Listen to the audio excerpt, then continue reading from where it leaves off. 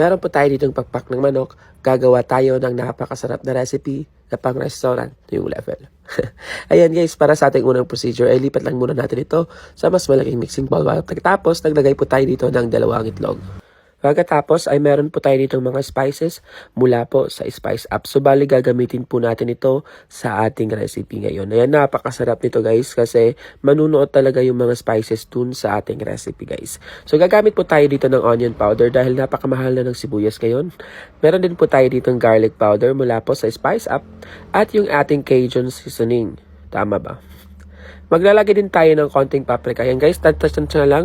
Nakadepende po yan sa inyo kung gaano kadaming yung gusto. Naglagay din tayo ng asin at paminta, pampalasa. Pagkatapos, meron po tayo ditong liquid seasoning. Optional lang po yan. At yung ating Worcestershire sauce. Haluin lang natin siya ng mabuti. Hanggang sa mag-incorporate lahat ng ating mga nilagay dito. Lalong-lalo na yung ating mga spices mula po sa Spice Up. Ayan, naglagay din po tayo dito ng konting cornstarch lang para magsisilbing binder po dun sa ating mga recipe. Pagkatapos, iprito na po natin ito. Ayan, mas maganda guys kung i-deep fry natin ito guys para maluto talaga ng maigi yung lahat ng sides ng ating mga manok. So, lutuin lang natin siya in a medium heat. Kasi guys, wag natin lalakasan yung apoy para hindi po siya masunog sa ibabaw at hindi hilaw naman sa loob. So, kailangan talaga pantay-pantay yung kanyang pagluluto dito. So kung makikita mong golden brown na siya, ganitong crispiness at juiciness yung ating kailangan ma-achieve po dito. So drain lang natin to sa ating strainer. Ayan guys, para sa mga gustong bumili ng ating mga Spice Up product, ayan, punta lang po kayo sa TikTok shop ko. Nandyan po yung link ng ating shop mula po sa Spice Up.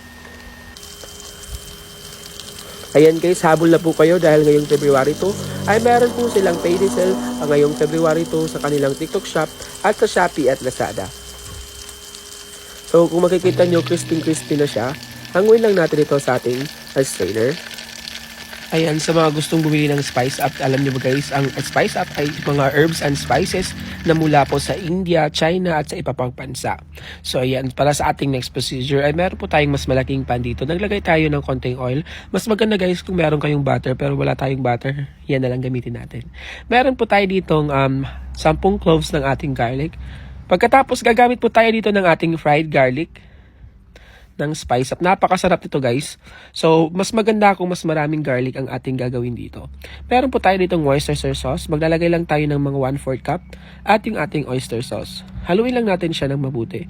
Hinaan natin yung apoy guys para hindi ito masunog. Maglalagay din po tayo dito ng konting sukal lang, mga 1 tablespoon ng ating sugar. Maglalagay tayo ng ating mga Spice Up herbs and spices. Yung nilagay natin kanina, yun din yung ating ilalagay dito. Haluin lang natin siya ng mabuti. Pagkatapos, magantay lang tayo ng mga 1 minute lang. And then, ibubusan natin dito yung ating mga napritong kaninang mga manok. Halu-haluin lang natin hanggang sa manuot yung ating sauce dun sa ating manok. O di ba napakabilis lang ang ating recipe ngayon. Talagang pwedeng pang restaurant level. Kaya guys, hindi mo na kailangan pumunta pa sa restaurant dahil napakamahal nito guys. So pwede ka nang magkaroon ng napakasarap na soy garlic na ating chicken wings. So pagkatapos mag-toppings lang po tayo dito ng ating fried garlic mula po sa Spice Up.